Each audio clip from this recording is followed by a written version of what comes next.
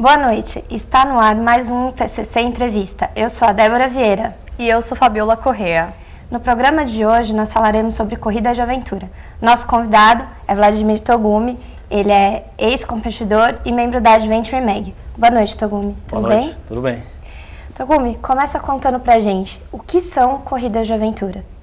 Corrida de aventura é um esporte que junta diversas modalidades, nenhuma delas pode ser motorizada, é sempre realizada ao ar livre, evento outdoor, e que os competidores utilizam um mapa topográfico e a bússola para encontrar o caminho determinado pela organização. Certo. Basicamente, você sair de um ponto, chegar a outro, só que no meio tem várias modalidades de esporte de aventura, é isso? Isso, tem uma largada, uma chegada e alguns pontos de passagem obrigatória que são chamados de PCs ou postos de controles. E as modalidades variam de acordo com que cada organizador determina. Certo. Como começaram essas corridas? Qual é a história delas? As corridas surgiram na Nova Zelândia, em 89, e surgiu a partir de um outro evento que juntava a corrida em trilha, a canoagem e o mountain bike, e foi aperfeiçoado por um francês, um jornalista francês, que ele incluiu os mapas para as pessoas se localizarem. Certo. E o que te levou a participar dessas corridas? Acho que a corrida de aventura trouxe um sabor diferente para o esporte, porque além do desafio físico, tinha o desafio de utilizar o mapa, de você ter que parar e pensar e decidir qual o melhor caminho a seguir. E juntando tudo isso, acho que trouxe um desafio a mais para o esporte. Certo. Hoje em dia, a gente vê, pelo que a gente percebeu, são várias equipes, né, que se formam de diversas formas. Como que é assim o dia a dia delas? Porque a gente vê que tem algumas provas que duram bastante tempo, né? Elas precisam ter uma sintonia muito forte entre os membros da equipe, né? Sim, esse é o mais difícil. Acho que talvez você juntar 4 pessoas, que é uma formação normal das corridas, e com cada um com seu ritmo de prova, com seu jeito de pensar e cada um querendo decidir uma coisa. Então, saber trabalhar os conflitos dentro da equipe é o mais difícil hoje em dia. E como funciona a questão da segurança? Há alguma preocupação com a segurança das pessoas, dos equipamentos utilizados durante as provas? Sim, tem. Cada organização exige uma lista de equipamento mínimo obrigatório que as equipes e os atletas têm que carregar durante todo o tempo. E como dependendo da colete salva-vidas ou um kit de primeiros socorros com um medicamento determinado.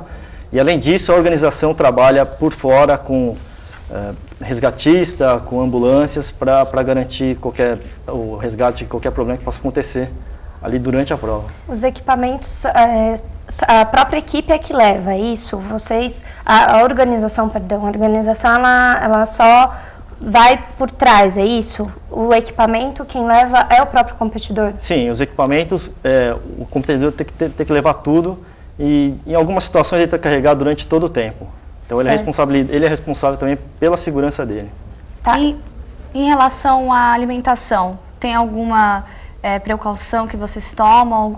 Vocês orientam os participantes sobre o que comer, que horas comer? Não, isso acaba sendo uma decisão de cada equipe, de cada atleta, porque cada um tem um gosto diferente, gosta de comer um doce, um salgado, determinada hora. Então essa escolha é livre, cada um leva o que quiser e se quiser pode parar ali no barzinho do lado também, comprar alguma coisa. Pode? Pode, se tiver o dinheiro e tiver no caminho ele pode parar. Ah, tá. Mas, assim, se acabar comida no meio da prova, não tiver onde comprar, aí já era, ele vai ter que se virar com o que ele achar no meio do caminho, é isso? É isso, ele tem que dar um jeito. Já aconteceu nas provas mais longas da equipe ficar no percurso durante mais tempo do que previsto e ele parar numa casa de família que ele encontra no meio do nada e pedir um prato de comida. Isso é normal. Ah, é normal. E se não tiver casa de família, vai na mata mesmo? Vai na mata mesmo e vai pra frente para chegar logo, né? Certo. E como é que, assim, a gente viu o Alexandre Freitas, ele é considerado o pai da corrida de aventura aqui no Brasil, certo? E ele teve um incidente numa corrida. Ele comeu alguma coisa que fez mal, foi isso? Sim, a gente não sabe a história certa, mas o que a gente ficou sabendo é que ele comeu um peixe no meio da prova, que lá existe não sei se é uma bactéria, que o pessoal de lá já tem uns anticorpos, e como ele já estava fraco por causa da prova, acabou entrando no sistema nervoso dele, e ele ficou um tempo em coma e hoje está em cadeira de rodas, está desabilitado.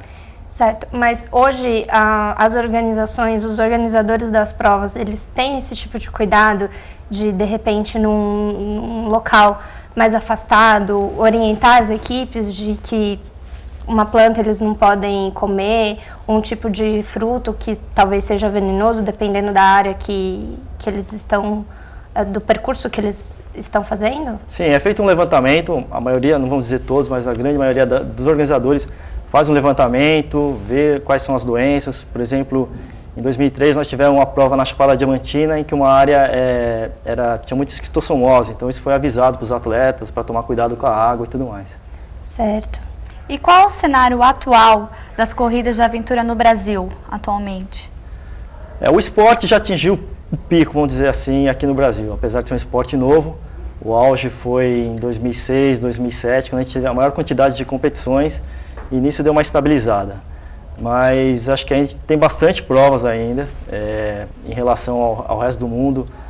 O nível das provas são bons, acho que a maior prova que a gente tem no Brasil hoje serve de referência para todas as provas que a gente tem no mundo, então acho que a gente pode voltar ainda a crescer um pouco mais. Vem muita gente de fora para cá? Sim, nessa grande prova que a gente tem, que ela tem 500 quilômetros, vem bastante equipes estrangeiras. No ano passado, que foi o Mundial de Corrida de Aventura, nós tivemos uns 30 quartetos estrangeiros. Certo. E essas provas, dei uma pesquisada, tem provas que são curtas, né, de 1, 2 dias. Essas provas, elas são para pessoas que são amadoras, que não têm tanta experiência na corrida, ou tanto para um quanto para outro? Elas são voltadas para os iniciantes e para trazer sempre gente nova no esporte, porque ela tem uma duração curta, a pessoa pode terminar e ir para casa no mesmo dia. Mas, ao mesmo tempo, tem equipes que utilizam essas provas como treino, e as equipes mais de ponta, e acabam participando também. E em relação à idade, você pode ser levado crianças, ou vocês preferem que crianças não participam? Idosos podem praticar também, ou tem algum limite? Tem algum limite, né? Não, limite não tem. Talvez o limite mínimo, algumas organizações exigem a partir de 16 anos, pela questão de segurança e tudo mais, a não ser que ele seja acompanhado com um parente, algum responsável. Mas a gente tem evento também de um dia em que são voltados especialmente para crianças, que são os kids e os teens, são divididos por criança até 6 anos e depois até uns 15, 16 anos. Agora, o limite máximo, a gente já teve competidor com 70 anos participando das provas. E a criançada participa mesmo? Tem bastante? Tem bastante, participa mesmo e corre igual gente grande. Mas a criançada, quando eles correm, os adultos ficam do lado de fora, é isso? Eles ficam acompanhando? Para os mais pequenos, eles são acompanhados de monitores. Não fazem todas as atividades. Agora, os adolescentes já saem mais por si próprios.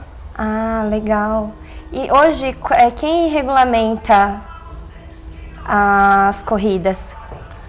Atualmente, não existe uma organização nacional. Cada estado está se organizando, tem uma associação ou uma federação. No caso de São Paulo, a gente só tem uma associação ainda. O pessoal está tentando se organizar para formar uma federação e no futuro todo mundo juntar e conseguir montar uma confederação. Certo, mas tem algum órgão do governo que regulamenta essa prática? Não, atualmente não. Não? Não, por enquanto não. Mas não tem, então, nenhuma fiscalização por parte do governo? Não tem... Atualmente não, esse é o que a gente está buscando com as associações e federações, ganhar força política e conseguir essa representação junto ao governo. Certo. Então a gente vai para um rápido intervalo e já voltaremos com mais um pouquinho sobre corrida de aventura.